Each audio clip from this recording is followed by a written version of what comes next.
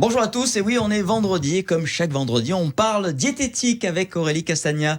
Bonjour Aurélie. Bonjour Gilles. On va parler du stress avec vous, ça c'est une des maladies du siècle, effectivement. Est-ce que le stress, ça fait grossir ? Oui. Ça peut faire grossir. Effectivement, Gilles. Quand on souffre en fait de stress chronique, on mange plus qu'il ne faut pour apaiser tout simplement ses angoisses. Donc forcément, on grossit. Mais c'est pour ça. C'est pour ça. Mais il se peut aussi qu'on prenne du poids sans pour autant faire d'excès alimentaire. Tout simplement parce que le stress perturbe le fonctionnement hormonal. D'accord. Donc de quelle manière, tout simplement? Alors déjà, on va faire la différence entre le stress chronique, qui est un stress qui s'installe au quotidien, et le stress aigu qui est vraiment ponctuel. Donc dans le stress chronique, qu'est-ce qui se passe? Les glandes surrénales, les glandes endocrines, en fait, elles libèrent une grande quantité de cortisol. La cortisol, c'est l'hormone du stress.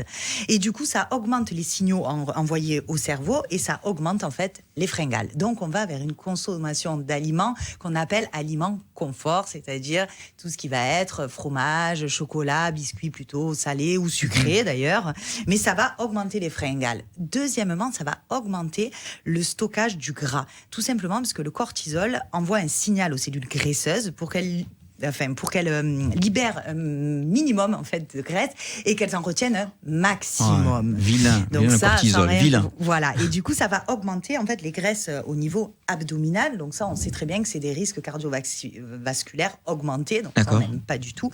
Et autre chose, on va avoir un dysfonctionnement au niveau de la sérotonine. Et la sérotonine, c'est tout simplement l'hormone qui joue sur l'humeur du cerveau. Donc ça va entraîner tout simplement un petit état de déprime. Et donc encore une fois, pour compenser cette déprime-là, on va aller vers une consommation supplémentaire d'aliments toujours confort. D'accord.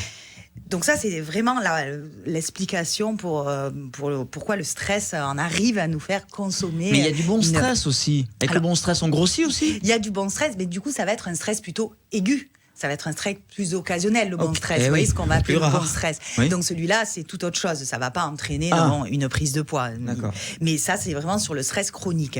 Donc l'idée, comment faire? Tout simplement, limiter son stress au maximum. Alors qu'est-ce qu'on peut conseiller? De pratiquer des méthodes de relaxation. Ce qui est conseillé par l'HAS aujourd'hui, c'est à peu près 10 minutes par jour.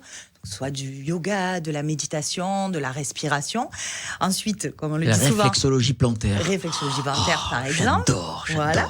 Ou alors, comme on le dit aussi très souvent et à chaque fois, même pratiquer une activité physique régulière. Évidemment. Et vous savez que les conseils, c'est 20 minutes d'activité par jour qui sont bien plus intéressantes que d'aller faire 2-3 heures de sport dans une salle de sport dans la semaine. C'est vraiment prouvé au quotidien.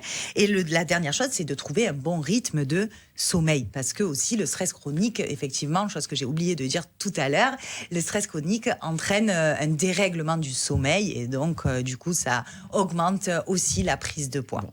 Un seul mot d'ordre, no stress, il y a point Aurélie Castagna, notre diététicienne. Merci Aurélie. De rien, Gilles. On vous dit à la semaine prochaine. À la semaine prochaine. Au revoir.